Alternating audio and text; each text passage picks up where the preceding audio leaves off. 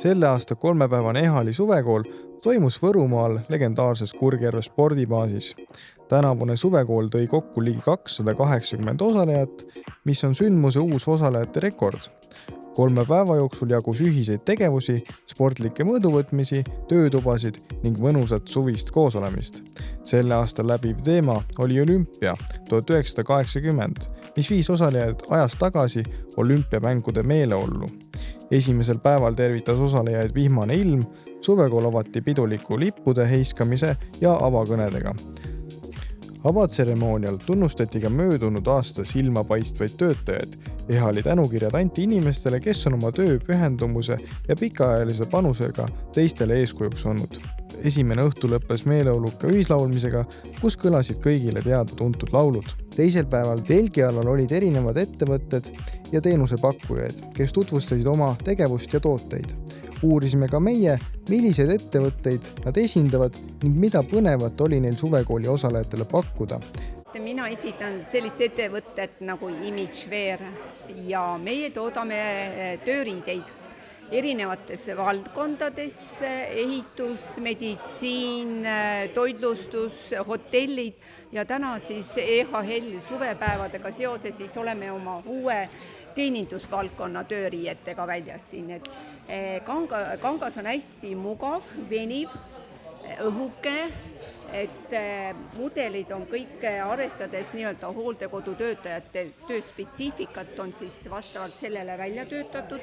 Keegi töötajad soovib näiteks soetada endale sellist, et kuhu ta siis pöörduma peaks, on teil veebileht või? Meil on veebileht, sealt saab siis saada päringu ehk siis imagewear.ee. Päev jätkus mitmekülgsete töötubadega, osalejad said meisterdada, proovida savitööd ning katsetada sõira valmistamist. Loomulikult ei puudunud päevaprogrammist ka sportlikud mõõduvõtmised. Oma osavust said proovile panna näiteks täpsusvisetes, kotijooksus ja mitmel muul lõbusal alal.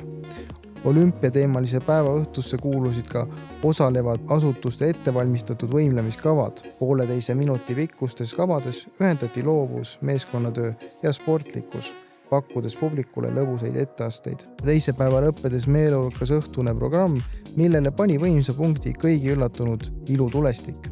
Kaunis vaatemäng pakkus osalejatele meeldejääva päeva lõpetuse. Päevajuhi sõnul olid tänavuse suvekooli osalejad aktiivsed, rõõmsameelsed ja väga ühtehoidvad. 3 päeva järjest rahvast käima tõmmata pole lihtne, kuidas see teil õnnestus?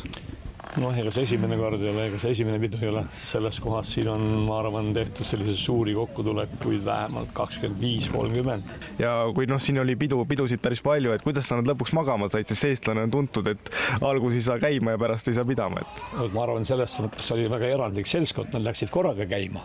Kui mäletad, 3 õhtut läks korraga käima ja mina sain magama kell 5 hommikul ja eile sain magama hästi vara, eile sain kell 3.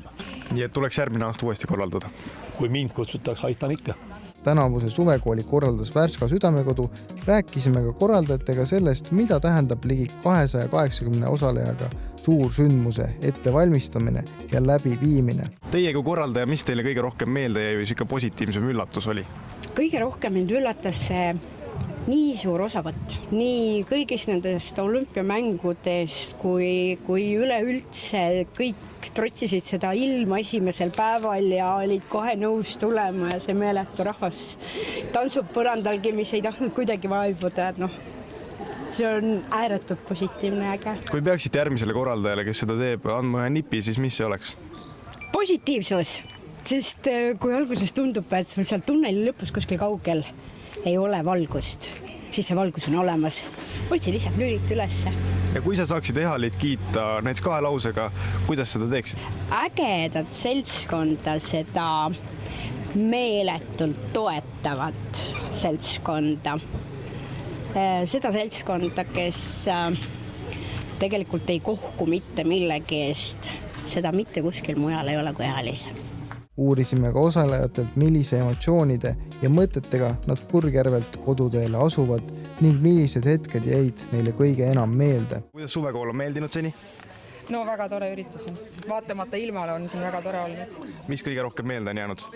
Need inimesed, see lõputu pidutsemine ja rõõmustamine, rõõmuga pidutsemine, et see on nagu nii äge. Kuidas te kiidaksite Ehalit? Super, elu oleks tühi, kui Ehalit poleks. Ja kuidas teile on siin need sündmused meeldinud just 3 päeva osas?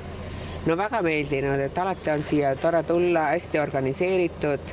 Härra Visnapuu viimase peal kõik tema 3 erinevat ansamblit, mis on siin õhtu jooksul olnud, et väga uhke ausalt öeldes, et alati kutsub tagasi. Olete juba mitmendat aastat või esimest? Mina olen 3. aastat. Ja mis kõige pingem aasta on olnud või on kõik olnud? No kõik on olnud, alati on midagi eripära, et Hiiumaal, siis Jõgevamaal ja nüüd seekord siin Lõuna-Eestis, et iga kord on midagi huvitavat ja põnevat. Järgmine aasta tuleksite ka? Ja kindlasti. 3 tegusat päeva möödusid kiiresti ning peagi oli aeg suvekool pidulikult lõpetada. Lõputseremoonial anti järgmistele korraldajatele üle sümboolne teatepulk, tutvustati uut korraldusmeeskonda ning kuulutati välja 2027 aasta suvekooli läbiv teema. Veel kord tänati kõiki osalejaid, korraldajaid, koostööpartnerid ja kogu Ehali meeskonda. Ehali suvekool tõestas taas, et kõige olulisemad on osavõtt, rõõm ja koosolemise tunne.